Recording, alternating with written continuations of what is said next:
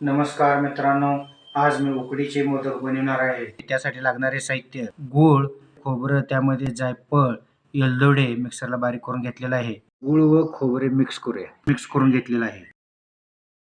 कणिक मळून घेतलेलं आहे. याचे आता उंडे बनवून घेऊया. आता आपण पाणी बनवून घेऊया. आता कळ्या करून घेऊया.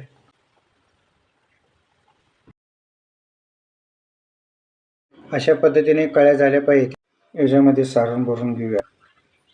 सारण घालून घेतलेलं आहे. मोदक तयार झालेले आहे. याला इडलीच्या भांड्यामध्ये उकडण्यासाठी ठेवूया. 15 मिनिटं झालेले आहेत. आपले मोदक झालेत का पाहूया. मोदक तयार झालेले आहेत. मोदक किती छान उकडलेले आहे. मोदकची रेसिपी कशी काय वाटली कमेंटमध्ये नक्की सांगा. लाईक करा, शेअर करा, सबस्क्राईब करा. धन्यवाद.